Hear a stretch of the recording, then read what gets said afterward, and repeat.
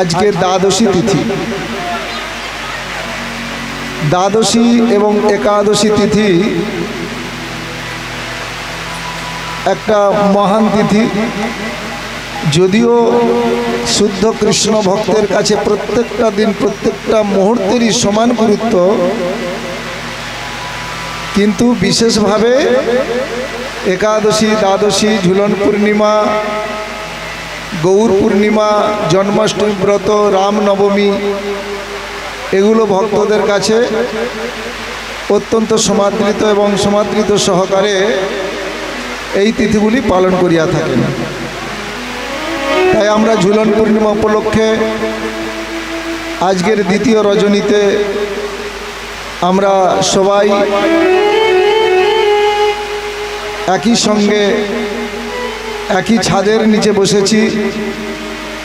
সমস্ত ভেদাভেদ, দ্বন্দ্বমোহ ভুলে গিয়ে আমরা একে অপরের সঙ্গে হাতে হাত মিলিয়ে, কাঁধে কাঁধ মিলিয়ে, চোখে চোখ রেখে ভালোবাসা, প্রীতি, প্রেম, সহানুভূতির বন্ধনে আবদ্ধ হয়ে আমরা একত্রিত হয়েছি এবং আমরা অঙ্গীকারবদ্ধ, আমরা এইভাবেই একত্রিত হয়েই আমরা জীবনযাপন করতে চাই। বলো রাধে রাধে। তাই দ্বাদশী তিথি, দ্বাদশীর মাহাত্ম্যটা একটু আমরা শ্রবণ করি। মহারাজ অম্বরীশ পরম বৈষ্ণব, পরম ভাগবত, তাহার সমস্ত অঙ্গ প্রত্যঙ্গ সবই কৃষ্ণ সেবা উন্মুখী, কৃষ্ণ উন্মুখী, অর্থাৎ চরণ দ্বারা ভগবানের মন্দিরে যায় ভগবানকে দর্শন করার জন্য, নয়ন দ্বারা ভগবানের অপ্রাকৃত রূপমাধুরী দর্শন করেন, বদন দ্বারা ভগবানের অপ্রাকৃত কথামৃত উচ্চারণ করেন, মস্তক দ্বারা ভগবানের চরণে প্রণাম করেন, হস্ত দ্বারা ভগবানের চরণে সচন্দন তুলসী প্রদান করেন, এইভাবে কর্ণ দ্বারা ভগবানের অপ্রাকৃত কথামৃত শ্রবণ করেন, নাসিকা দ্বারা ভগবানের চরণে সচন্দন তুলসী পত্রের আঘ্রাণ নেন। এইভাবে প্রত্যেকটা অঙ্গ প্রত্যঙ্গকে রাজা অম্বরীশ ভগবত উন্মুখী করেছেন। সেই রাজা অম্বরীশ নিরম্ব উপবাস, নির্জলা একাদশী। একাদশী বহুজন বহুভাবে করে। কেউ বা নির্জলা করেন, মানে জল পর্যন্ত 24 ঘন্টা গ্রহণ করবেন না। কেউ বা ফলাহারি, অর্থাৎ ফলমূল খেয়ে একাদশী করেন। আবার কেউ বা পঞ্চশস্য বাদ দিয়ে নিবেদিত ভগবত প্রসাদ অনুকল্প হিসাবে অল্প মাত্রায় গ্রহণ করেন। আবার কেউ বা শুধু জল টুকু খেয়ে পান করে একাদশী করেন। তো যার যেমন সামর্থ্য অনুযায়ী একাদশী করে। আর একাদশী কারা করবে? 8 থেকে 80 বৎসর পর্যন্ত। 8 বৎসর বয়স হয়ে গেলেই একাদশী শুরু করা উচিত। আমরা বলি না বাচ্চা ছেলে না, 8 বৎসর হলে একাদশী শুরু। এবং 8 থেকে 80 বৎসর আবাল বৃদ্ধ বনিতা নরনারী সবাই এই একাদশী তিথি করা বাঞ্ছনীয়। অনেকে বলেন যে বিধবা না হলে একাদশী করতে নাই। এগুলো কোনো শাস্ত্র অনুমোদিত নয়। এগুলো নিজেদের মন গড়া, নিজের মতো করে বলে মানুষকে বিভ্রান্ত করা। স্বয়ং কলিযুগ পরম বান্ধব গৌর হরি শচী মাতাকে, সধবা তখন বাবা আছেন, শচী মাতাকে বলেছিলেন, মা একাদশীতে না খাইবা অন্ন। অর্থাৎ মহাপ্রভু তার সধবা জননীকে একাদশী করার নির্দেশ দিলেন। সেই জন্য একাদশী আবার অনেকে বলেন যে আমার স্বামী করে না, আমি করব। আচ্ছা, এরকম তো বলি না, আমার স্বামী মরে না, স্বামী তো মরে যাওয়ার কথা আগে, আমার চেয়ে বড়, আমি কেন মরব? বলো রাধে রাধে, তাই না? তো স্বামী করে না, তুমি করবে না, তুমি করো না বলে স্বামী করবে না। বিধবা না হলে একাদশী করতে নাই, তো স্বামীর আগেই তুমি যদি চলে যাও তাহলে তো তোমার একাদশী করা হলো না। আর না হলে তুমি এই কথাটা বলার মাধ্যমে কি বোঝাচ্ছে? স্বামীর মরণের জন্য তুমি অপেক্ষা করছো, কবে মরবে আমি বিধবা হব, একাদশী করব। কথাটা তাই হচ্ছে না? স্বামীর কাছে যদি বলি জানো তো আমার একাদশী করতে নাই, বিধবা না হলে, স্বামী কি ভাববে? ও তাহলে তুমি আমার মরণের অপেক্ষা করছো, তার মানে তোমার একাদশী করার অপেক্ষা আছে, আমি মরে গেলে তুমি বিধবা হবে, বিধবা হলে তুমি একাদশী করবে। এগুলো কোনো শাস্ত্র অনুমোদিত নয়, মন গড়া কিছু ঈশ্বর বিদ্বেষী মানুষের এই কথাগুলো। জানবেন, কোনো কথায় বিভ্রান্ত না হয়ে শাস্ত্র অনুমোদিত প্রকৃত গোস্বামী সিদ্ধান্ত অনুযায়ী সেই কথাগুলো শ্রবণ করলে, যেমন এই গ্রন্থ, একজন ব্যক্তি কিছুই জানে না, সে একটা গ্রন্থ রচনা করতেই পারে, কিন্তু সেই গ্রন্থ রচিত গ্রন্থ যদি পাঠ করেন বা শ্রবণ করেন, তাতে দুইজনেরই অমঙ্গল হবে। একমাত্র সাধুগুরু বৈষ্ণব পদকর্তার রচিত গ্রন্থ যদি আমরা পাঠ করি, শ্রবণ করি, তবেই আমাদের হৃদয়ে কৃষ্ণ ভাবনামৃত বীজ অঙ্কুরোদ্গমন হওয়া সম্ভবপর হবে। বলো রাধে রাধে। তাই রাজা অম্বরীশ তার সমস্ত দেহ প্রত্যঙ্গ ভগবানের চরণে অর্পণ করেছে। একাদশী, রাজা অম্বরীশ তো একাদশী নিরম্ব উপবাস অর্থাৎ জল পর্যন্ত পান করে না, আর একাদশীর পরের দিন পারণ করতে হয়। পারণের সময়টা পাঁজিতে লেখা থাকে, এবং আমি একটা আমার ছেলে মেয়েদের বা সবার জন্য সুবিধার কারণে আমি একটি চার্ট বানিয়ে দিচ্ছি, শুধু একাদশী আর দ্বাদশীতে পারণ, তাহলে সুবিধা হবে, অত পাঁজি ঘাঁটতে হলো না। কারো যদি দরকার থেকে নেবেন, ব্যাগে আছে, অতি সহজেই জানা যায়, কারণ সব সময় তো আর এগুলো তো জানতে পারা যায় না। তো একাদশীর পরের দিন একাদশীর পারণ করতে হয়। আচ্ছা, আজকে একাদশীর পারণটা কটার সময় ছিল? 5টা, 5:30টার মধ্যে, তাই তো? 5টা কত মিনিটে ছিল? সবাই কি করেছেন? 5টা কত মিনিট একাদশী? অনেকে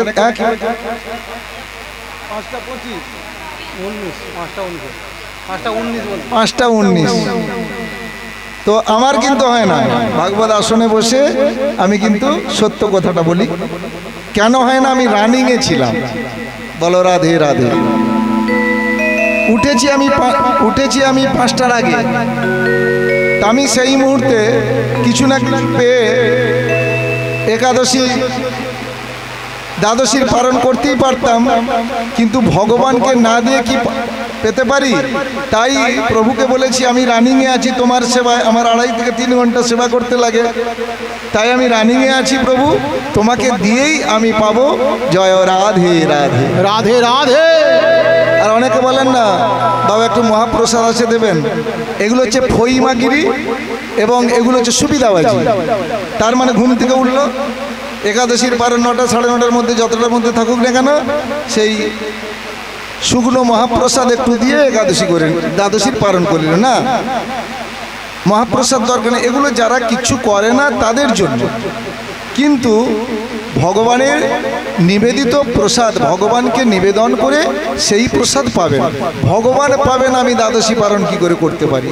যৎ করসি যৎ স্নাসি যজ্জুহসি দদাসি যৎ তপস্যসি কৌন্তেয় তৎপুরুষ মদর্পণ। তবে হ্যাঁ, যারা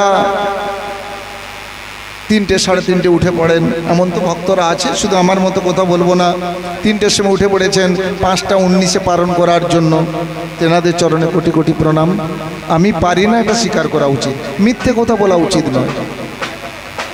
সত্যং ব্রহ্মস্তপযোগ সত্যং ব্রহ্ম সনাতন, সত্যই কৃষ্ণ, সত্য কথা বলো। তাতে তোমাকে যদি মেনে নেয় না, তাতে যদি আমাকে কেউ মেনে না নেয়, তাতে কিচ্ছু আসে যায় না।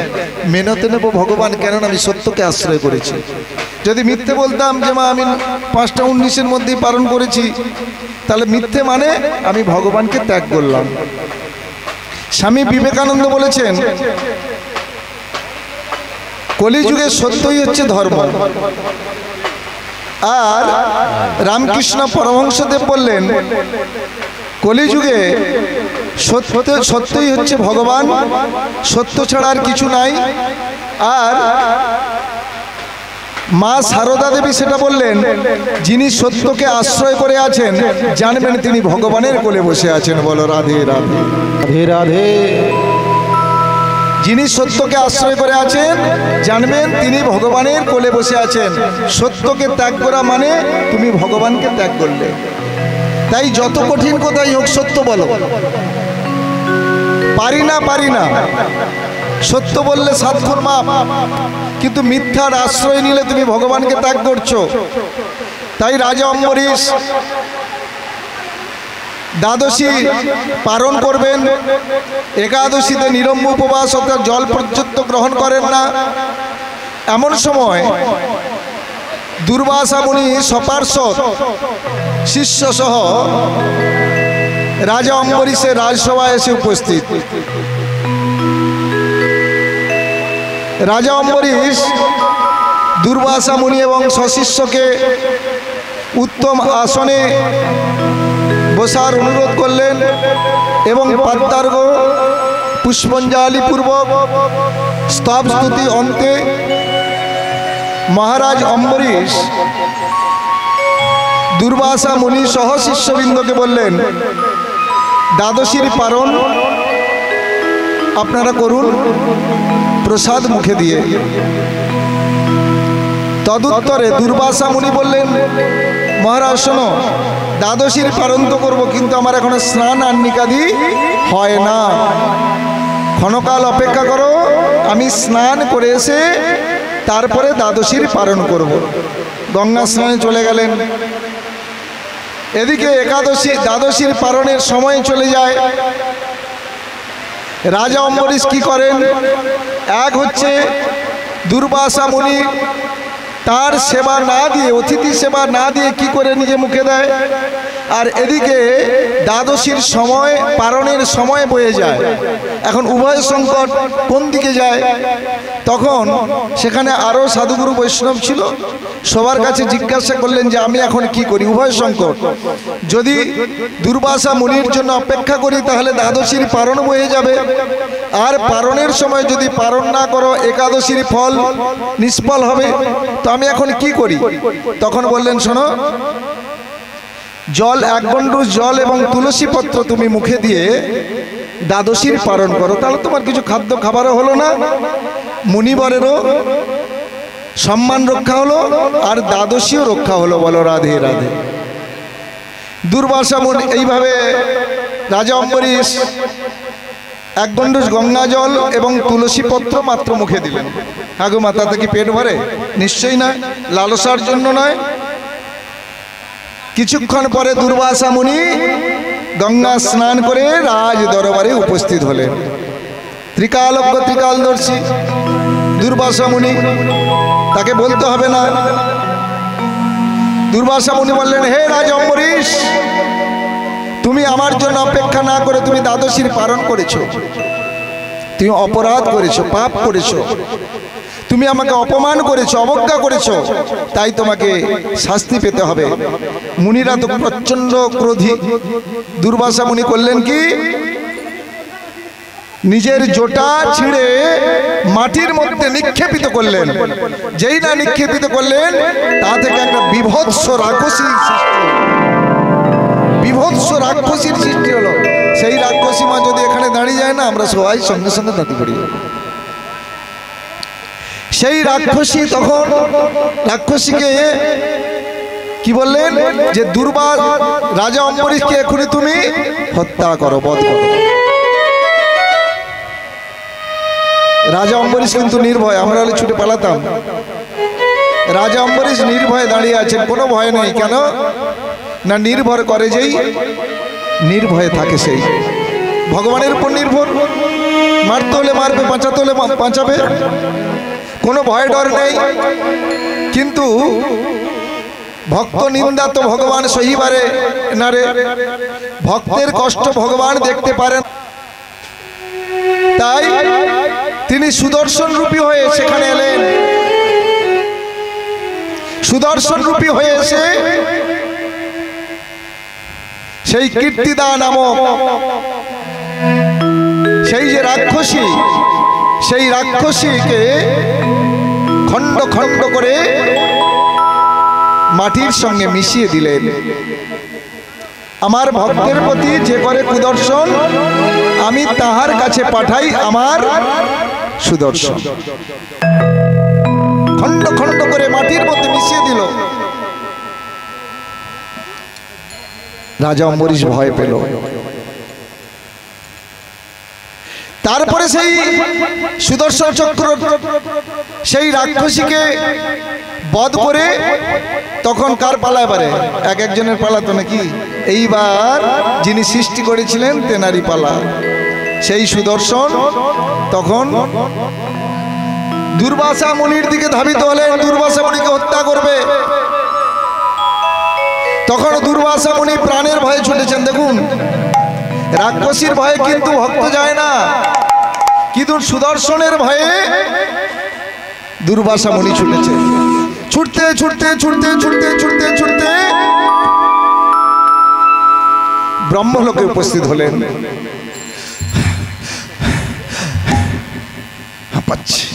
ছুটেছে তো ঘর্মাক্ত কলেবর। ব্রহ্মা বলে নাকি, কি ব্যাপার এখানে কেন এমন ঘর্মাক্ত কলেবরে অস্থির চিত্ত, কি ব্যাপার? আমাকে বাঁচান, আমায় বাঁচান ব্রহ্মণ্যদেব, আমাকে বাঁচান। কি হয়েছে? কি কে তোমাকে মারতে আসছে? দেখাচ্ছে সুদর্শন চক্রকে। আচ্ছা আচ্ছা আচ্ছা, কি ব্যাপার? তুমি কার চরণে অপরাধ করেছো? সমস্ত কিছু শুনে তখন ব্রহ্মণ্যদেব বললেন, যাও এখান থেকে, তুমি এখনই চলে যাও। তোমাকে এখানে আমি আশ্রয় দিতে পারবো না। কোনো চোর মা চুরি করে যদি আমার ঘরে আশ্রয় নিতে, না না বাবু তুমি চলে যাও, তোমার দয়া শেষকালে পড়ার লোক আমাকে দোষ দেবে, আমাকে ধরবে, তাই না যে তুমি আশ্রয় দিয়েছো।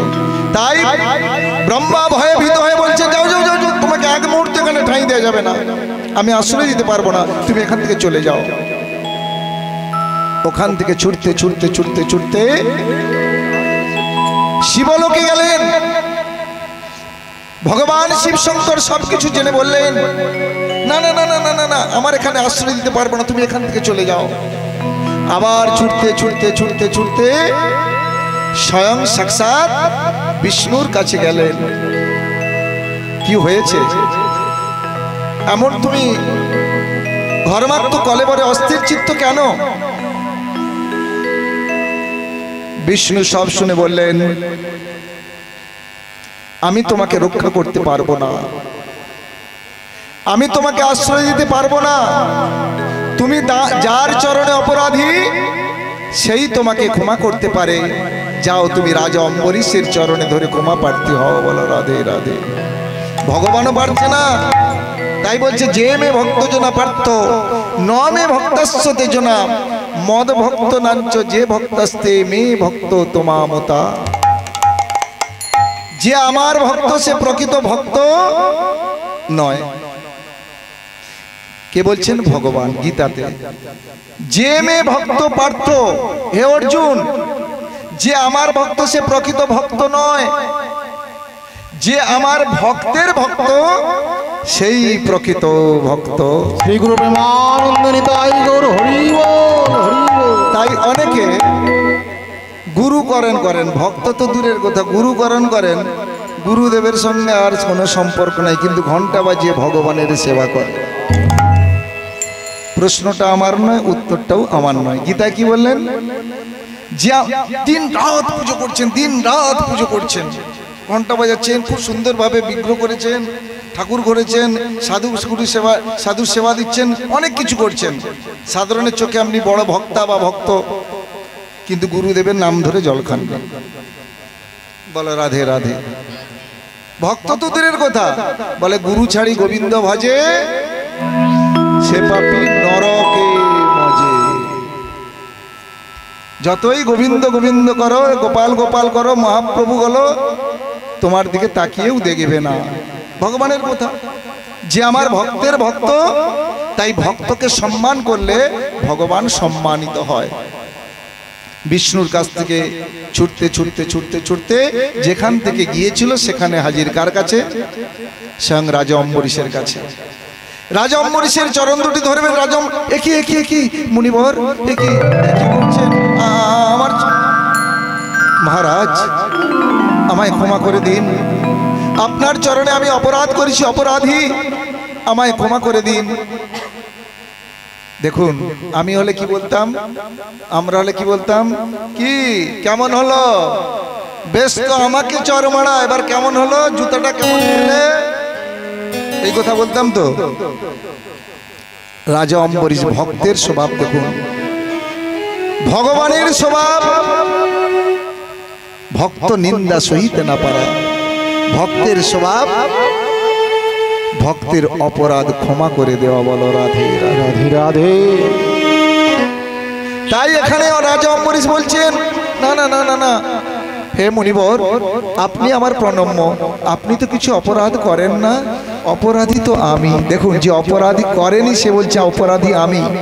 তাই যদি আপনার কোনো অপরাধ হয়, সেই অপরাধের কারণ তো হলাম আমি। সুদর্শনকে বলছে, প্রভু প্রভু গো, যত পারে শাস্তি আমাকে দাও, অপরাধ তো আমি করেছি, অপরাধী তো আমি, মুনিবরকে ক্ষমা করে দাও।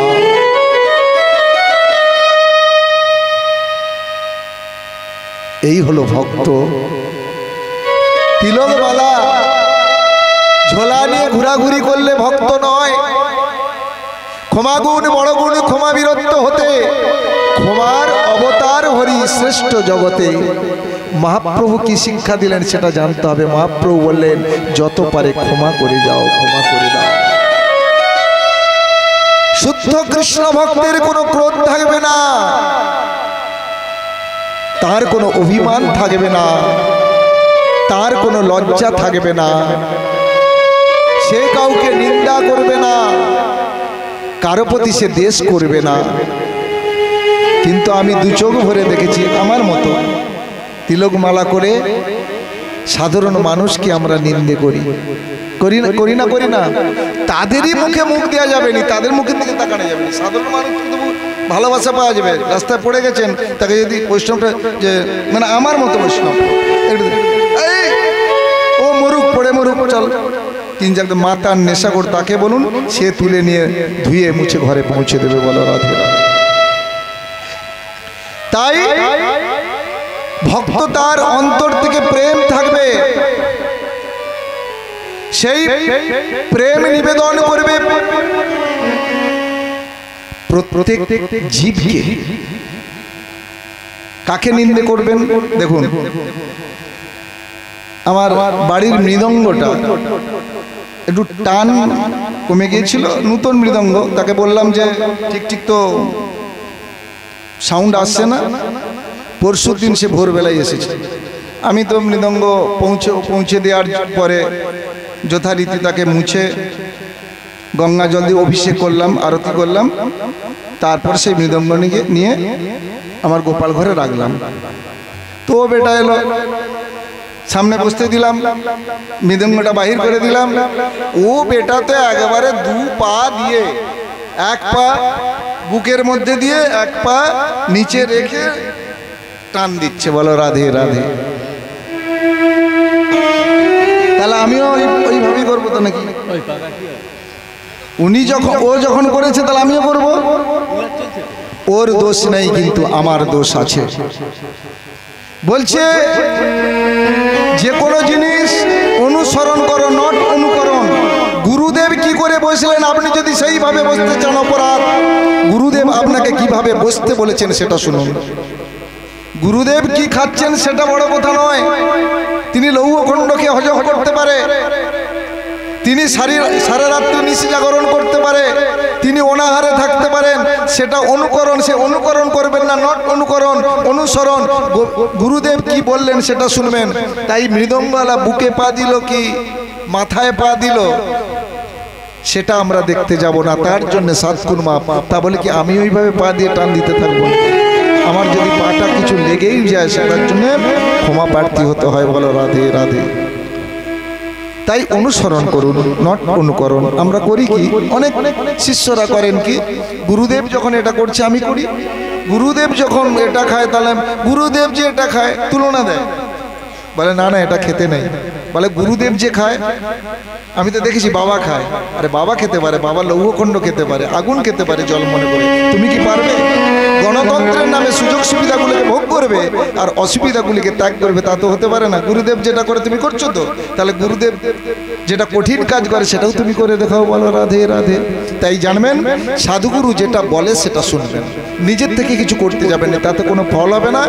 আর নেটওয়ার্ক যেন থাকে, হ্যাঁ, যেমন লিঙ্ক থাকে, লিঙ্ক দেখবেন। এখন ব্যাংকে কতদিন, 6 মাস 1 বছর যাবেন না তো 1 কোটি টাকা আছে, বইটা নিয়ে যাবেন, ব্যাংকের বই, টাকা নেবেন, স্লিপটা করলেন, সঙ্গে সঙ্গে দাবাবে, বলছে তুমি ফিরে যাও। বলছে কেন? আমার তো 1 লাখ টাকা আছে। বলে আছে, কিন্তু তোমার লিঙ্ক আউট। বলো রাধে রাধে। কি করতে হবে? জয়েন্ট অ্যাকাউন্ট, স্বামী স্ত্রী দুজনেই আসতে হবে, অনেক ভজকটা করতে হবে, 2 বারের জায়গায় 3 বারও আসতে হবে। বলো রাধে রাধে। তাহলে প্রত্যেকটা লিঙ্ক আছে, ঠিক কি না? Out of sight, out of mind. যখন তুমি চোখের আড়াল হচ্ছ তখন তুমি মনেরও আড়াল হয়ে যাচ্ছ। বলো রাধে রাধে। তাই সাধুগুরু বৈষ্ণবের সঙ্গে যোগাযোগ রাখতে হয়, অন্তত মাসে 1 বার করে যোগাযোগ রাখতে হয়। এখন তো ফোনের অভাব নেই, নিজের যদি না থাকে রাস্তাঘাটে কাউকে বললেও একটা কল করে দেবে, হ্যাঁ কি না? তাহলে তার মানে কি জানেন তো, যদি বলি কিরে মা ফোন করিস না কেন, বলে বাবা সময় কই, ফুল তোলা, ও তোমার নাতি নাতনির পড়াশোনা, ছেলের তার অফিসের ভাত করে দেওয়া। বলো রাধে রাধে, হ্যাঁ কি না? আর নিজের স্বামী বা নিজের বাবা মাকে দেখবে ঘন্টায় ঘন্টায় ফোন করছে। বলো রাধে রাধে। বলছে সময় পেলে ফোন করব, এটার নাম কর্তব্য।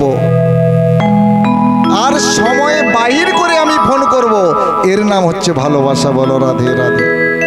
কারো স্বামী যদি বিদেশে থাকে বাইরে, একটা দিনও মনে হয় তার স্বামী ফোন করে না বলে মনে হয় না। এমনকি দুপুরে যে রেস্টের সময় সেইটুকু বলে এই 12টা তোর বাবার এখন ছুটি হয়েছে অফিসে, সেই সময় লাগিয়ে দেবে। অথচ গুরু গোবিন্দকে, সাধুগুরু বৈষ্ণবকে ফোন করার নাকি সময় পায়নি। বলো রাধে রাধে। সেই জন্য মা জানতে হবে, ভাগবত কথা তো শ্রবণ আমাদের হচ্ছে, হবে, ভাগবত শোনা হবে, কিন্তু প্রাইমারি বিহেভিয়ার আমাদের ওই লেখাপড়ায় বড় হলে শিক্ষা তারে কয় না, শিক্ষা নিতে হবে। একটা কথা আছে না, যে মানুষের অর্থাৎ আমাদের কথা বলতে সময় লাগে 2 থেকে 2.5 বছর, কথা শিখতে লাগে সারা জীবন। বলো রাধে রাধে। কোথায় কিভাবে কথা বলতে হয়, হ্যাঁ। তো গুরুদেবকে বলবে এই নাও খেয়ে নাও, 1 হাতে দিয়ে দিল। বলো রাধে রাধে। কোনো অতিথিকেই 1 হাতে দিতে নেই, হাতটা এইভাবে, নাহলে 2 হাত দিয়ে, 2টো হাত দিচ্ছে না, 2 হাত দিয়ে শ্রদ্ধা সহকারে দিতে হয়। এইভাবে প্রাইমারি বিহেভিয়ার, সাধারণ জ্ঞান, সাধারণ জ্ঞানগুলো অর্জন করে তারপরে হরিভজন জপ তপ করো, কার্যকরী হবে। ভজ হুরে মন শ্রীনন্দনন্দন অভয় চরণার বিন্দরে। ভজ হুরে মন শ্রীনন্দনন্দন অভয় চরণার বিন্দরে।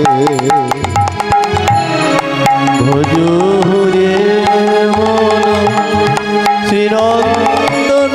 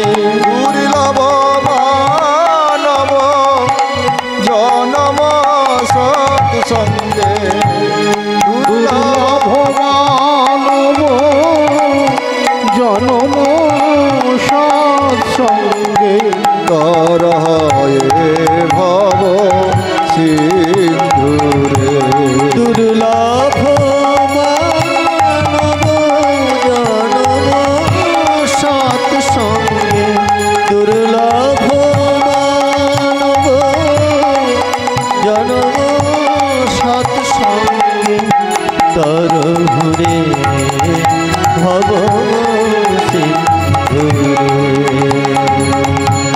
ভজ রে শ্রীরঙ্গন অভয় চরণার বিন্দু।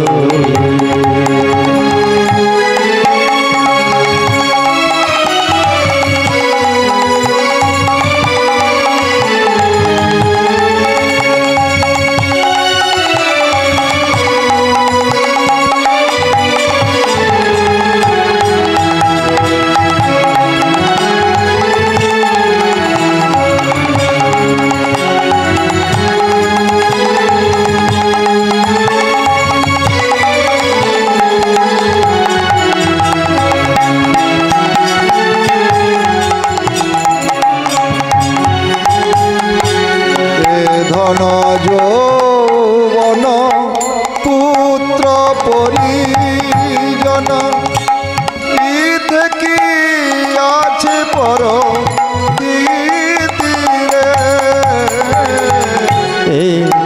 ধন যৌবন পুত্র পরিজন কি আছে পর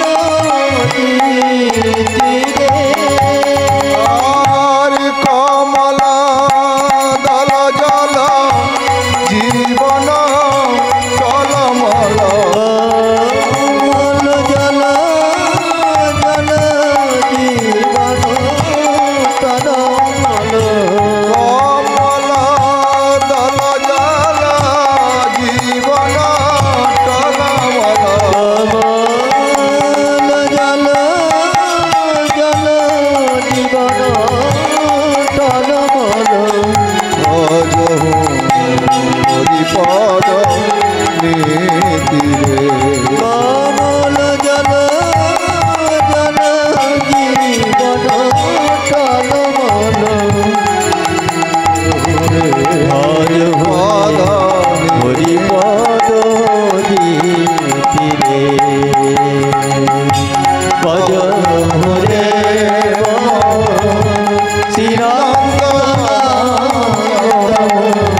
অভয় চরণার বিন্দুরে।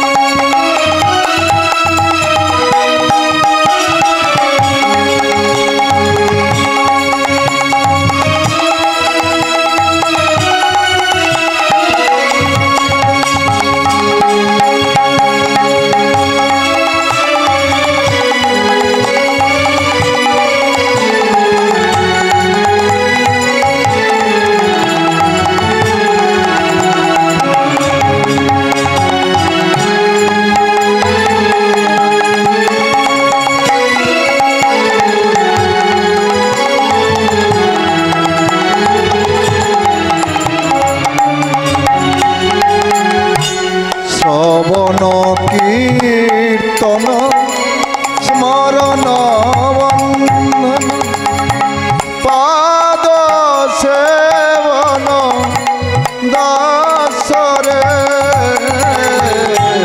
শ্রবণ কীর্তন শরণ বন্দন পাদ সেবন দাসরে আর পূজন সখী জন আত্মনিবেদন পূজন সখী গণ আত্মনিবেদন আর পূজন সখী জন আত্মনিবেদন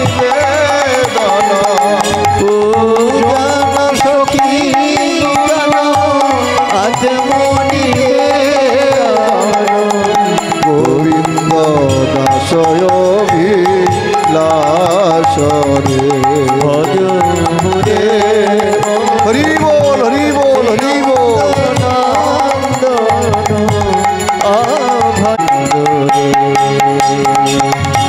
ভজ রে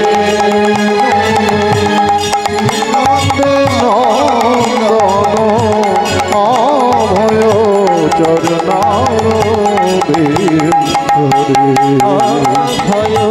করুণার বিন্দরে জয় ব্রজরাজ নন্দন ভগবান শ্রীকৃষ্ণচন্দ্র কি জয়। কালকে কথা দিয়েছিলাম যে দুধারে দুটি হাতি আছে, হ্যাঁ? হাতিরা দেখি কি করে, দেখা যাক।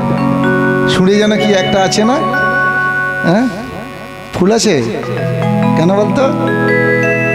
আচ্ছা দেখি কি করে পূর্ণি। হ্যাঁ, খুব ছোট্ট করে হাতি সম্পর্কে দুজন আছে, ওরা কি করে দেখি। তোমাদের দিকে তেড়ে যায় বা ওখানে দাঁড়িয়ে থাকে, কেন ফুল নিল, কিসের জন্য, সেটা আমরা শ্রবণ করি। ত্রিকুট পর্বত, পর্বতের নাম ত্রিকুট পর্বত। সেই ত্রিকুট পর্বত মনোরম পর্বত। সেই ত্রিকুট পর্বতের ঘন গভীর জঙ্গলে সমস্ত প্রাণীর সঙ্গে এক গজেন্দ্র তার স্ত্রী এবং শাবকবৃন্দ এবং সঙ্গী সাথীদেরকে নিয়ে সেই ঘন গভীর জঙ্গলে বসবাস করতেন। গজেন্দ্র মানে শুধু হাতি নয়, মানে দলপতি, সেনাপতি, সভাপতি, মানে তার কথাই শেষ কথা। তাই শুধু গজ নয়, গজেন্দ্র। তো মত্ত হস্তি একটা কথা আছে না, হাতি খেপে গেলে কি হয়, একদম যে গ্রামে ঢুকবে না সব বাড়িঘর শেষ করে দেবে। হ্যাঁ, তো একদিন হয়েছে কি, সেই গজেন্দ্র মদমত্তে মত্তহারা হয়ে সেই ত্রিকুট পর্বতের ঘন গভীর জঙ্গলে এক প্রান্ত থেকে অন্য প্রান্ত দাপিয়ে বেড়াচ্ছে। তার ভয়ে সমস্ত প্রাণীকুল ভীত হয়ে অন্যত্র পলায়ন করছে। বলরাধীরা, হাতিকে সবাই ভয় পায়। গজেন্দ্র তখন এইভাবে ঘন গভীর জঙ্গলে এক স্থান থেকে অন্য স্থানে দাপিয়ে বেড়াতে বেড়াতে বেড়াতে বেড়াতে, সেটা ছিল গ্রীষ্ম ঋতু। সেই গ্রীষ্মের তাপদাহে ক্লান্ত, অবসাদ এবং ক্ষুধার্ত পিপাসার্থ হয়ে বরুণ দেবের সেই ত্রিকুট পর্বতের পাদদেশে ঋতুমান নামে একটি উদ্যান ছিল। সেই উদ্যান পরিবেষ্টিত একটি সুন্দর সরোবর ছিল। সেই সরোবরে স্বর্ণকমল আদি বিভিন্ন রকমের ফুলে শোভিত ছিল এবং সেই সরোবরের জল স্বচ্ছ, নির্মল এবং স্ফটিকবৎ এবং অত্যন্ত সুস্বাদু। এবং সেই জলে দেবাঙ্গনারা ক্রীড়া করতেন, সাধারণ মানুষ নয়, পশু পাখি নয়। কিন্তু গজেন্দ্র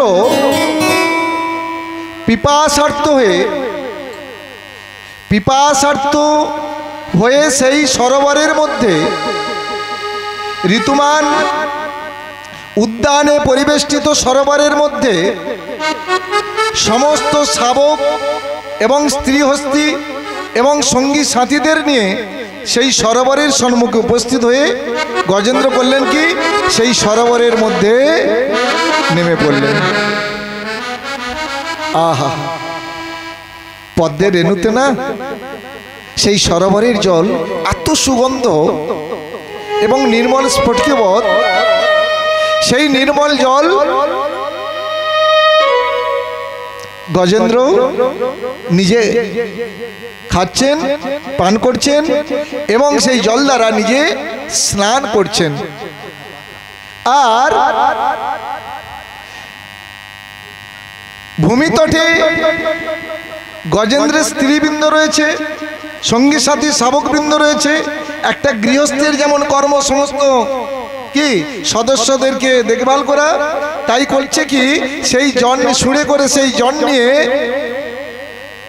সেই ভূমিতটের মধ্যে অবস্থিত দণ্ডায়মান শাবকবৃন্দ, তার স্ত্রীবৃন্দ এবং সঙ্গী সাথীদের স্নান করিয়ে দিচ্ছেন এবং জল পান করছেন। উনি কিন্তু সরোবরে। এমন সময়, হ্যাঁ গো মা, কে জানে কালকের দিনে কার ভাগ্যে কি আছে জানি না।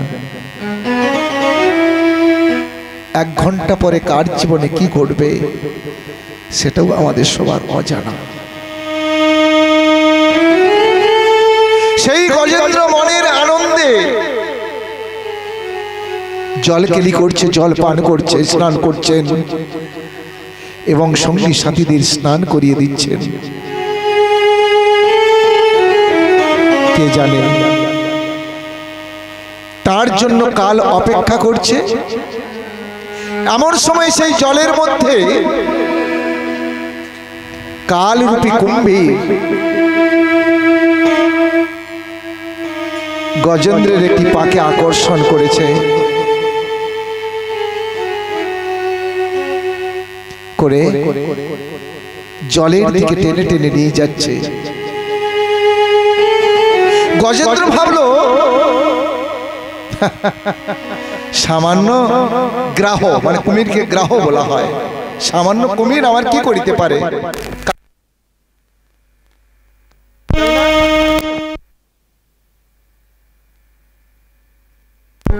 তাই আমার কি করিতে পারে, আমার কিচ্ছুই করতে পারবে না। কিসের অহংকার?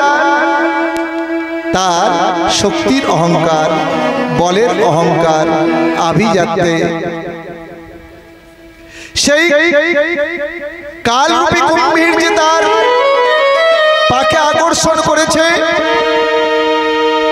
গজেন্দ্র নিজ বল দ্বারা সর্বচেষ্টা করে, সর্বশক্তি প্রয়োগ করে সেই কুম্ভীর রূপী গ্রাহকে আকর্ষণ করছে। কখনো বা গজেন্দ্র সেই কুমিরকে টেনে আনছে, আবার কখনো বা কুমির গজেন্দ্রকে জলের দিকে টেনে নিয়ে যাচ্ছে। এইভাবে 1000 বৎসর যুদ্ধ হয়েছিল। স্বর্গের দেবতারা পুষ্প বর্ষণ করছে এবং এই অপ্রাকৃত গজেন্দ্র এবং কুম্ভীরের যুদ্ধ তারা দর্শন করছে। 1000 বৎসর কাল যুদ্ধ হচ্ছে। কখনো বা সর্বশক্তি প্রয়োগ করে গজেন্দ্র কুম্ভীরকে টেনে আনছে, আবার কখনো বা কুম্ভীর তার শক্তি দ্বারা গজেন্দ্রকে নিচের দিকে টেনে নিয়ে যাচ্ছে। গজেন্দ্র তো ছেড়ে দেওয়ার পাত্র নয়। এমন সময় সেই সরোবরের পাড়ে যারা দাঁড়িয়েছিল, কারা? তার স্ত্রীবৃন্দ এবং শাবক এবং তার সহকর্মীরা। তারা কি ছেড়ে দেবে? তাদের দলপতি মারা যাচ্ছে। কি একজন যদি আমাদের মধ্যে জলে ডুবে যায়, আমরা 100 জন পিকনিক করতে গেছি, জলে যদি একজন ডুবে যায় কি করব? ডুবে যায়, রক্ষা করার চেষ্টা করব না? কিন্তু সেই চেষ্টা যে আমাদের সফল হবে সেটা নাও হতে পারে। তাই সেই গজেন্দ্রকে রক্ষা করার জন্য তারা করছে কি, প্রত্যেকে সুর দিয়ে সামনের পায়ে জড়িয়ে গজেন্দ্রকে ভূমিতটে টানার চেষ্টা করছে। সুরে সুরে বন্ধনে টানার চেষ্টা করছে, কিন্তু সর্বচেষ্টা, প্রচেষ্টা, দক্ষতা, যোগ্যতা সবটাই ব্যর্থতায় পর্যবসিত। 1000 বৎসর কাল যুদ্ধ হয়ে গেল। ধীরে ধীরে ধীরে ধীরে গজেন্দ্র শক্তি ক্ষীণ হয়ে আসছে। অবশেষে মনোবল, শারীরিক বল সব হারিয়ে গেল। গজেন্দ্র মনে মনে বুঝতে পারছে যে মৃত্যু আমার অবধারিত, আমি শক্তির গর্ভে আস্ফালিত। আমি নিজের চেষ্টা দ্বারা নিজেকে রক্ষা করতে চেয়েছিলাম, কিন্তু কালরূপী কুম্ভীর, আমি তার কাছে হেরে গেলাম। মুখটা জেগে আছে, অশ্রুপূর্ণ নয়নে স্ত্রীগণ, শাবকবৃন্দ এবং হস্তিবৃন্দকে বলতে চাচ্ছে বিদায়, আর আমি পারছি না, এবার আমার মৃত্যু অবধারিত। কালরূপী কুম্ভীরের কাছে আমি পরাজয় হয়েছি। মোহন মুরারি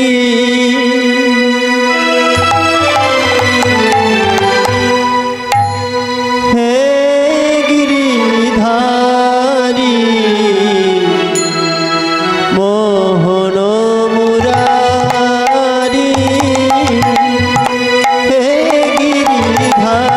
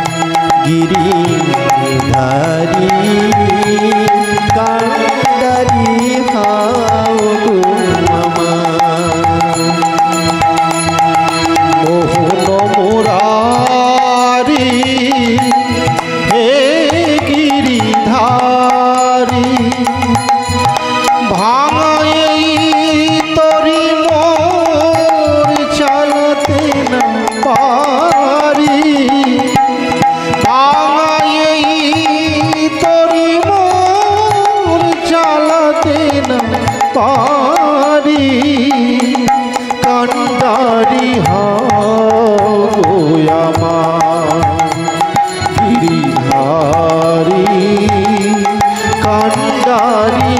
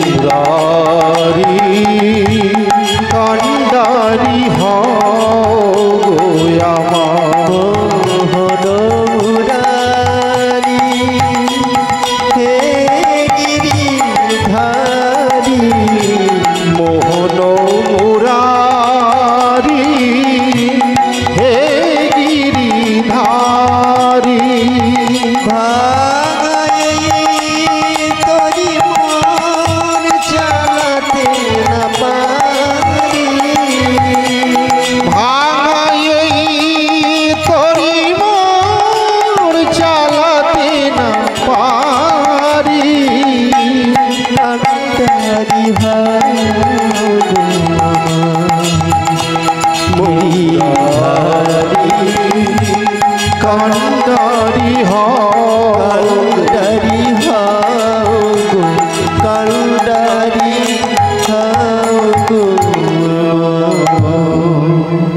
এমন সময়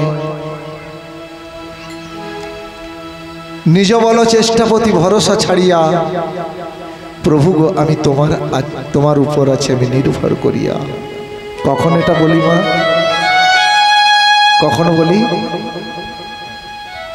আমাদের যখন সবকিছু শেষ হয়ে যায়। ভক্তিবিনোদ গোস্বামী প্রাত একথা বললেন, যিনি বৈষ্ণব ধর্মের দিশা, যার ন্যায় নীতি আদর্শের উপর নির্ভর করে বৈষ্ণব বৃন্দের পথ চলা, নিজ বল চেষ্টাপতি ভরসা ছাড়িয়া, প্রভু গো তোমার উপর আছে নির্ভর করিয়া। তাই গজেন্দ্র এই 1000 বৎসর কাল নিজের বল চেষ্টা গর্ব অহংকারে পর্যবসিত হয়ে নিজেকে রক্ষা করার চেষ্টা করেছিল। পারে না গো, পারে না। আর সেই হেতুও পায় না। কেন না, যতদিন মানুষের অহংকার গর্ব থাকে ততদিন মায়ার দ্বারা সে আচ্ছন্ন থাকে। সে ভগবানকে চিনতে পারে না, গুরুদেবকে চিনতে পারে না, সাধুকে চিনতে পারে না। রূপের অহংকার, অর্থের অহংকার, শক্তির অহংকার, শিক্ষার অহংকার তাকে আচ্ছন্ন করে রাখে। মায়া যবনিকাচ্ছন্ন মন্তক্ষ জগৎ, মায়ার দ্বারা আচ্ছন্ন করে রাখে। কেন? কতক্ষণ? যতক্ষণ আমার অহংকার আছে, গর্ব আছে।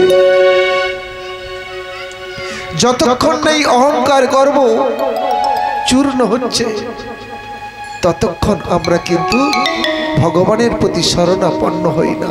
যতক্ষণ অর্থ আছে, জনবল আছে, মনোবল আছে, ততক্ষণ আমরা কিন্তু ভগবানের দিকে তাকাই না। যতদূর এগোতে হয় এগোবো, আমি অর্থের দ্বারা বেঁচে থাকবো, ভালো হব। বলো রাধে রাধে রাধে রাধে। যখন ডাক্তাররা হাত তুলে দেয় তখন এই মায়ের চরণে পড়ি, তুমি ছাড়া আমার আর কেউ নাই। কখন? শেষের বেলা, শেষের দিনে। তার মানে আমার সমস্ত অহংকার গর্ব সব চূর্ণ হয়ে গেছে। তাই গজেন্দ্রের সমস্ত অহংকার গর্ব চূর্ণ হয়ে গিয়েছে। যখন চূর্ণ হলো, যখন বুঝতে পারলো যে আমি আমার নিজের বল এবং চেষ্টা প্রতি নিজেকে কোনোদিন রক্ষা করতে পারবো না, তখন ভগবানের অশেষ বিশেষ করুণায় স্মৃতি ফিরে পেল। মায়াবদ্ধ জীবের নাহি স্মৃতি গে, নাহি স্মৃতি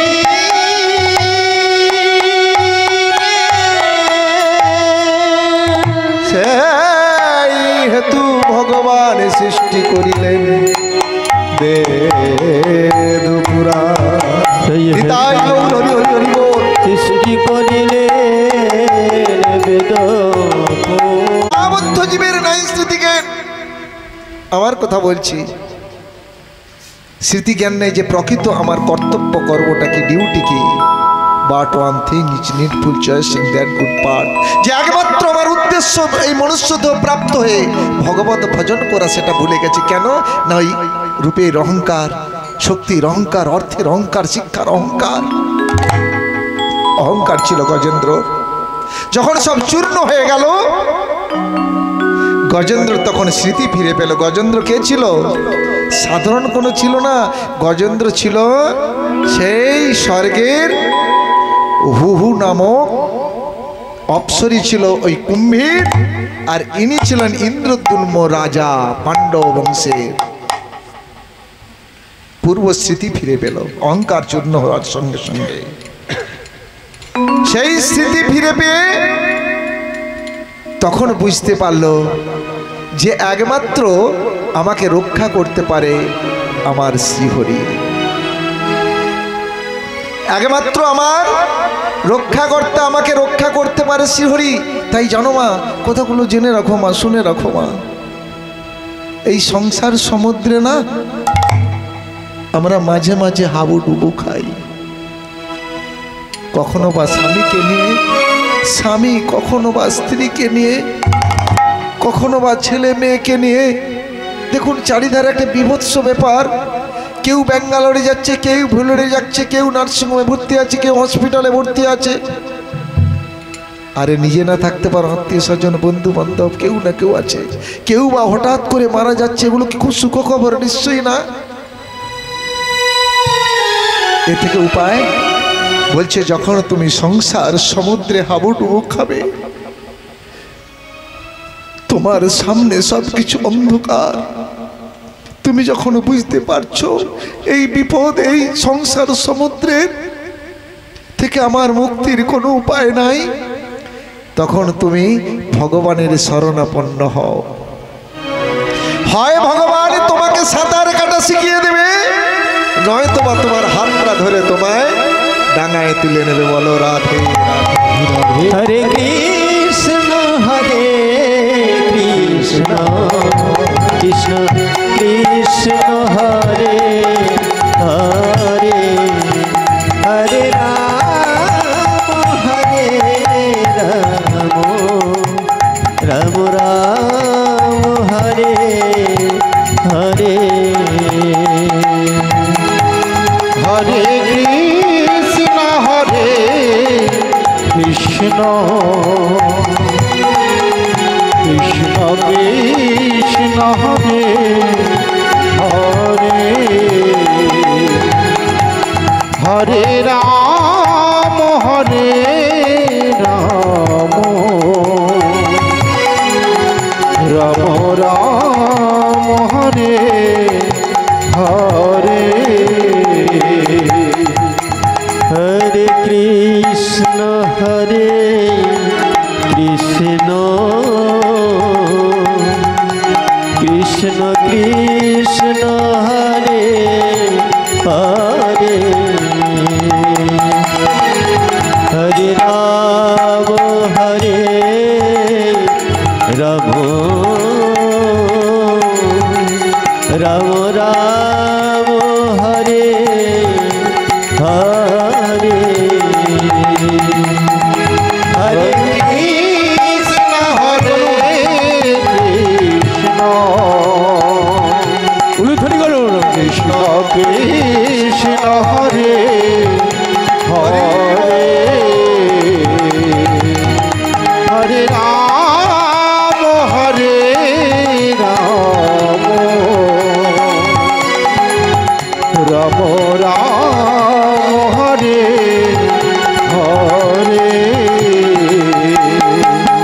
হরে কৃষ্ণ হরে কৃষ্ণ, হরি বল কৃষ্ণ কৃষ্ণ হরে হরে,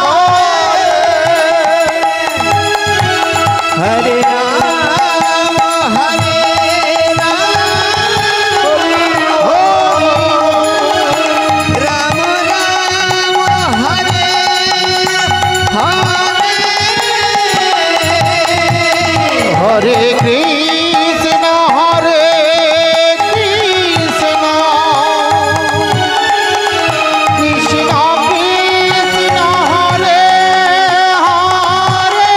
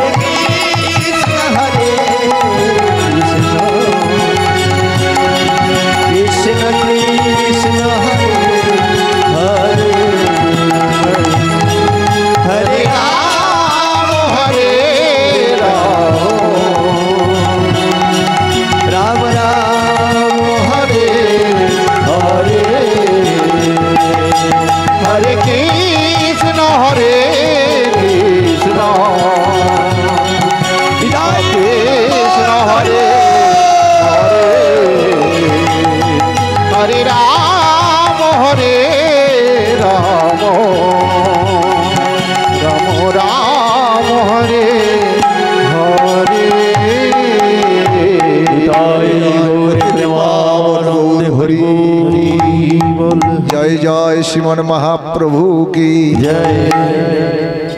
জীবনে অনিত্য জনহসার তাহে আমাদের নানাবিধ বিপদ ভার নানাবিধ বিপদ আশ্রয় করি যতনে তুমি থাকো আপন কাজে থাকো তুমি আপন কাজে সব কিছুই করবেন। এই দেখুন, যদিও নিজের কথা বলা, এখান থেকে আমি কটায় গেলাম কালকে 10:30, মানে কিভাবে আমাকে মদন গোপাল রক্ষা করছে দেখুন। শিবরা যে হাই স্কুল আছে ওখানে গিয়ে আমার গাড়িটা লিক হয়ে গেল। ছেলেগুলো বললে চলে যাবে, কিছু একটা ব্যবস্থা করবে, আবার ওদেরও পরিশ্রম হচ্ছে, তো ঠিক আছে। ওখান থেকে ঠেলতে গাড়ি ঠেলার কি ঠেলা সেটা যারা গাড়ি ঠেলে তারা জানে। গাড়ি ঠেলা হেঁটে যাওয়া কোলাঘাট বললাম চলে যাবো, এই গাড়ি ঠেলা হ্যাঁ খুব কষ্ট। ঠেলতে ঠেলতে ঠেলতে ঠেলতে তারপর তো রাস্তায় কুকুর, একদম অনেক কুকুর, হ্যাঁ সবসময় ঠাসা কুকুর রাস্তায়। তো কুকুরকে আমার ভয় নেই, এটাই একটা ব্যাপার আর কি।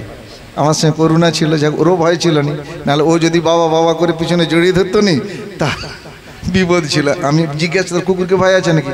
ভয় আছে বুঝতে পারছি, বলে না তেমন কিছু ভয় নেই। আর তুই কিন্তু ছুটাছুটি করবি না, কিচ্ছু বলবে না, ওরা চেনে, ওরা জানে, চোর ডাকাত ওরা বোঝে, আমাদেরও তিলক সেবা দেখলে ওরা ছেড়ে দেবে। তো ওদিক দিয়ে কোনো অসুবিধা হয় না। কিন্তু ঠেলতে ঠেলতে ঠেলা বুঝে গেলাম। হ্যাঁ, ও জিজ্ঞাসা করছে বাবার কত কষ্ট হচ্ছে, আমি না না কিচ্ছু হয়নি। আমি জিজ্ঞাসা করছি, ওকে হেলমেটটা দিয়েছি, ব্যাগ দিয়েছি, হ্যাঁ তারপর হাঁটতে হচ্ছে, আর তোর কষ্ট হচ্ছে মানে না না ঠিক আছে। দুজনেই হাঁটতে হাঁটতে হাঁটতে হাঁটতে একদম নিমতলায় পৌঁছালাম। অতটা আমার হাই স্কুলে ঠিক হয়েছে, তার অত রাত্রিতে তো কাকে ডাকবো, মানে ওই কোনো গ্যারেজ তো খোলা নেই, আর পরিচিতি অনেক আছে, কিন্তু অত রাত্রি তো ঘুমিয়ে গেছে, নাহলে কাউকে বললে কারো বাঘুলে রেখে পালিয়ে যেতাম হাঁটতে হাঁটতে, কিন্তু সেরকম পরিস্থিতি ছিল না। একজন ক্লাবের সামনে দাঁড়িয়েছে কুমারপাড়া, বলে হ্যাঁ আপনি লিখে, বলি হ্যাঁ রে বাবা, না বলে ক্লাবটা খোলা থাকলে না চলে আসছি এখানে আবার শিশু বলে নিয়ে গেলাম। তারপরে মনু সেই, হ্যাঁ বাবা আপনি ফোন করলেনই কেন? আমি চলে যেতাম গ্যারেজম্যানকে ফোন করে নিয়ে। বলি বাবা আবার এত রাতে বিরক্তি করবো, সেই না ঠিক আছে চলে এলাম বলে। মনু বলে না আর তো আপনাকে এইভাবে যেতে দেওয়া হবে না, সত্যি এই যে ভালোবাসা। আমি না রে বাবা এখান থেকে হেঁটে চলে যাব, করুণাকে দিয়ে আমি হেঁটে চলে যাব। না না না না তা কি হয় নাকি? আজকে একাদশী, আমার সৌভাগ্য যে বাবাকে আমি পৌঁছাতে পারবো, তার ভাষা এটা বলে দুজনকে চাপিয়ে তাকে ছেড়ে দিন, নাহলে আরও আধ ঘন্টা লাগতো বাড়ি পৌঁছে গেলাম। তো জানি যে আজকে একটু বেলা পর্যন্ত ঘুমো, অনেকটা পরিশ্রম হয়েছে, ক্লান্ত হয়ে গেছি, একাদশী ছিল, সব দিক দিয়ে একটু বেলায় উঠবো। 4টের সময় আমার এক ফুটতো ভাই, তার পায়খানা আর বমি, ফোন করতেছে কাকা 4টে, মানে কে ফোন করে রে বাবা, ঘুম তো চোখে ছাড়েনি। 1:30টার সময় শুয়েছি, মানে গিয়ে পাখা চালিয়ে 8 ঘন্টা বসেছিলাম। তো উঠলাম, উঠে গেলাম, ট্রিটমেন্ট শুরু করলাম। যাক মঙ্গল হয়েছে, তার মানে আমাকে শুতে হলো না, ভগবানের সেবাটা তাড়াতাড়ি শুরু করতে পারলাম। তো হলো, তারপরে তাকে নিয়ে সারাদিন ব্যস্ত ছিলাম। দুপুরে আর বিশ্রাম নেওয়া ইচ্ছা ছিল, আগে থেকে প্ল্যান প্রোগ্রাম ছিল, তাই দুপুরে অন্তত 2 ঘন্টা আমি একটু বিশ্রাম নেব, আবার এখানে আসতে হবে। তা আমার ভাবনা চিন্তার কোনো দাম নেই, বলো রাধে রাধে। সারাদিন ওকে নিয়ে কাটলো, দেখলাম বেসামাল, আমিও থাকবো না। ভাইপোটাকে বললাম, আমার নিজের ভাইপোটাকে বলি এক কাজ কর, ওকে নিয়ে নার্সিংহোমে চলে যা, আমি ওখানে ফোন করে দিচ্ছি বলে গাড়ি করে নার্সিংহোমে ফোন করলাম। সেখান থেকে ফোন আসতে যেমনটা হয় আর কি, যোগাযোগ বিভিন্ন রকম। তো যাক ভালো থাকবে, অসুবিধা নেই, সেখানে ভর্তি আছে। তারপরে আপনাদের কাছে আসা, আপনাদের চরণে ঠাঁই পাওয়া, তাহলে কে সামলাচ্ছে এত কিছু? আমার মদন গোপাল আছে বলেই। তাই জীবন অনিত্য জানো সার, তাই নানাবিধ বিপদ ভার। এগুলো কি আমি জানা ছিল নাকি কালকে? এইভাবে আমার আজকে সারাদিনটা যাবে। নামাশ্রয় করি যতনে তুমি থাকো আপন কাজে, কোনো কিছুর বিনিময়ে, কোনো অবস্থাতেই যেন গোবিন্দ সুন্দরকে ভুলে যেও না। তোমাকে রক্ষা করে যখন দেখবেন একদম দিশাহারা হয়ে যাবেন, কিচ্ছু দিক দিশা পাচ্ছেন না, কারো কাছে কাঁদবেন না, কারো কাছে কিছু বলার দরকার নেই। বাড়িতে তো একটা ভগবানের ছবিও আছে, তাকে বুকের মধ্যে জড়িয়ে ধরে বলবেন, প্রভু তুমি যখন আছো কিছু একটা ব্যবস্থা হবেই হবে, বলো রাধে রাধে। এনেছি নয়নের জল ধোয়াতে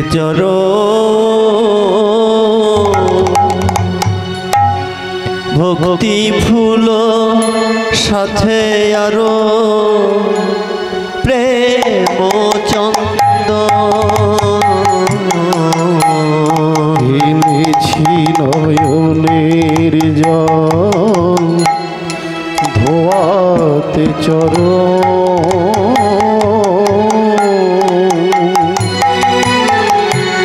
ভক্তি ফুল সাথে আরো প্রেম চন্দন।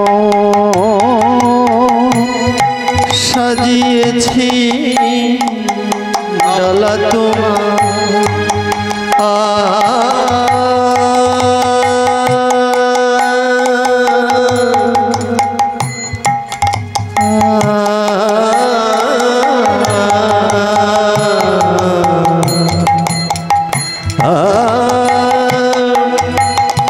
সাজিয়েছি ডালা তোমার ওহে গিরিধারী। তুমি প্রভু অন্তর্যামী দুঃখ তাপহারী। তুমি প্রভু অন্তর্যামী দুঃখ তাপহারী।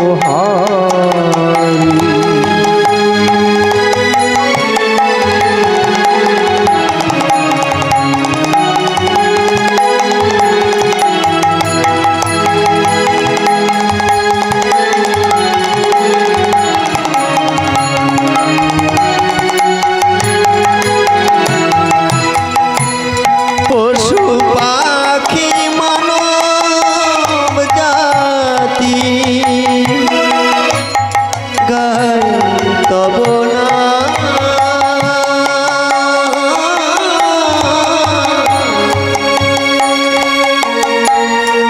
তুমি শক্তি তুমি মুক্তি হে ঘন পশু পাখি মানব জাতি গায় তব নাম। তুমি শক্তি তুমি মুক্তি হে ঘনশ্যাম। সঙ্গে করি রাই কিশোরী দর্শন দাও হে হরি। সঙ্গে করি রাই কিশোরী দর্শন দাও হে হরি। তুমি সৃষ্টি হে গোবিন্দ তুমি সৃষ্টি হে গোবিন্দ আমরা তব পূজারি। তুমি প্রভু অন্তর্যামী দুঃখ তাপহারী। তুমি প্রভু অন্তর্যামী দুঃখ তাপহারী। তুমি প্রভু অন্তর্যামী দুঃখ তাপহারী। গজেন্দ্র ভগবানের শরণাপন্ন হলেন। স্বয়ং বিষ্ণু গরুড়ের পিঠে চরণ স্থাপন পূর্বক সেখানে এলেন। আত্মসমর্পিত গজেন্দ্র, তাই স্বয়ং ভগবান তার সম্মুখে এলেন কেন না তাকে রক্ষা করার জন্য। কেন? সে তার ভক্ত। পূর্বজন্মে ইন্দ্রদ্যুম্ন রাজা ছিল। অপরাধরা কোথায়? অগস্ত্য মুনি যখন ওই রাজার কাছে গেলেন, ওই ইন্দ্রদ্যুম্ন রাজা একসময় রাজত্ব সব করতেন, রাজা তো রাজ্য পালন করছেন। একসময় তীব্র বৈরাগ্যের ভাবে ভাবিত হয়ে ঘন গভীর জঙ্গলে গিয়ে বেটা গভীর তপস্যায় বসলেন। সেখানে তখন অগস্ত্য মুনি গেলেন। অগস্ত্য মুনি গিয়ে তখন সেই ইন্দ্রদ্যুম্ন রাজার কাছে দণ্ডায়মান হলেন। কিন্তু ইন্দ্রদ্যুম্ন রাজা অগস্ত্য মুনিকে যেন দেখেও দেখে না, বুঝেও বুঝে না। তিনি গভীর ধ্যান করছেন কেন না ভগবানকে পাওয়ার জন্য। তখন অগস্ত্য মুনি বললেন, রে মূর্খ রাজা, তুমি এই রাজত্ব ছেড়ে দিয়ে তুমি গভীর বনে এসেছো ভগবানকে পাওয়ার জন্য তপস্যা করতে। তুমি তোমার নিজের কর্ম থেকে চ্যুত হয়েছো, পরন্তু আমাকে ন্যূনতম সম্মানটুকু করলে না, কিছু কথা বললে না। তাই তুমি জড়বুদ্ধি সম্পন্ন, তুমি হস্তি দেহ প্রাপ্ত হও। বলো রাধে। কি করবেন? সংসার ছেড়ে রনে বনে যাবেন, তপস্যা করবেন, কোনো কালে ভগবানকে পাবেন না। সংসারে থাকুন, সমস্ত ঝামেলা ভোগ করুন, করে ভগবানকে ডাকুন। সবসময় হাতে জল ধরার দরকার নাই। মাঠে কাজ করুন, হাটে ঘাটে শ্মশানে যেখানেই থাকুন ভগবানের নাম করুন, তখন শ্মশানটাও নরকটাও স্বর্গে পরিণত হবে। বলো রাধে রাধে। ছাড়ো না যার কৃষ্ণের সংসার, সংসারটা কৃষ্ণময় করো। সংসারের মধ্যে থেকেই যদি তুমি হরি ভজন করো অতি সহজেই ভগবানকে পাবে। সৎপত্যাগী একজন সন্ন্যাসী চেয়ে, সর্বত্যাগী একজন সন্ন্যাসীর চেয়ে, সর্বত্যাগী প্রেমহীন একজন সন্ন্যাসীর চেয়ে প্রেমযুক্ত গৃহস্থ বৈষ্ণবী হচ্ছে সর্বশ্রেষ্ঠ। তাই নিষ্কিঞ্চন আদর্শ বৈষ্ণবের প্রতিষ্ঠা স্থাপন করার জন্য সাক্ষাৎ মহাপ্রভু তার অন্তরঙ্গ পার্ষদ নিত্যানন্দ প্রভুকে দিয়ে সংসার করালেন, অদ্বৈত আচার্যকে দিয়ে সংসার করালেন। শ্রীবাস ঠাকুর সংসারের মধ্যে রইলেন। মহাপ্রভু শ্রীবাস আঙিনায় সংসারী ভক্তের গৃহে নাম কীর্তন করতেন, আর প্রসাদ পেতেন সংসারী ভক্ত অদ্বৈত আচার্যের গৃহে সীতানাথীর হাতে। বলো হরি বল। প্রার্থনা করছে কে? গজেন্দ্র। কার কাছে? বিষ্ণুর কাছে। সমস্ত বল চেষ্টা হারিয়েছে, অহংকার চূর্ণ হয়েছে। ভগবান বিষ্ণু গরুড়ের পৃষ্ঠে আহরণ করে সেখানে উপস্থিত হয়ে তার ভক্তকে আকর্ষণ করলেন। আকর্ষণ করার সঙ্গে সঙ্গে সেই জলের মধ্যে থাকা কুম্ভীর আর গজেন্দ্র ডাঙায় চলে এলো। আর ওই কুম্ভীর কে ছিল?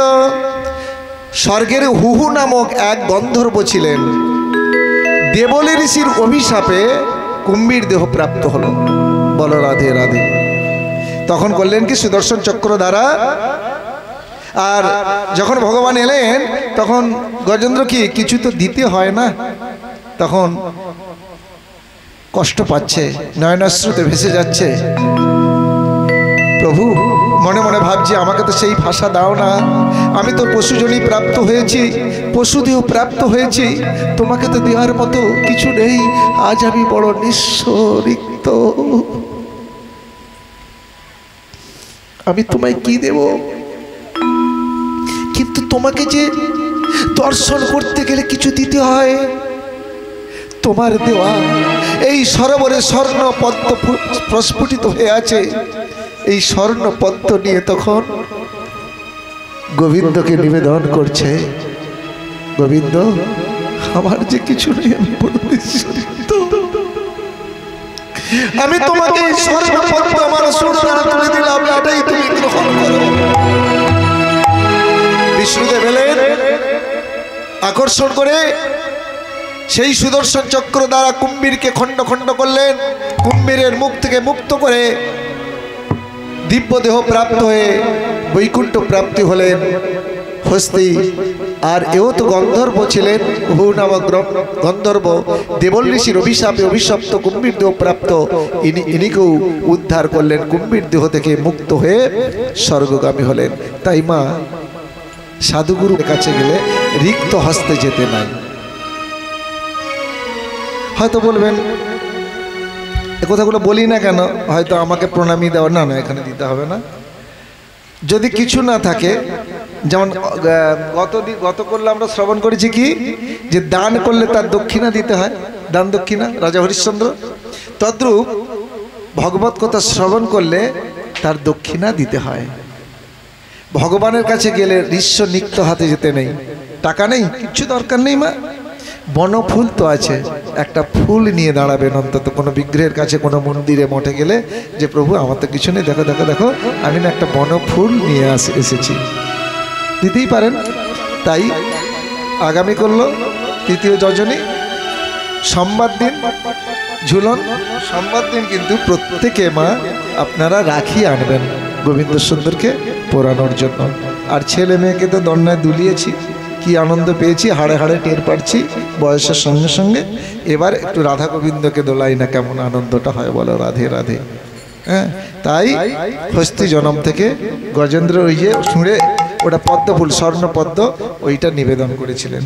হ্যাঁ, তো এখানেই আজকে গজেন্দ্র মক্ষণ লীলা এই শ্রীমদ্ ভাগবতে আজকে এখানেই বিশ্রাম দিলাম এবং অন্তে আপনাদের চরণে বিশ্রাম নিলাম।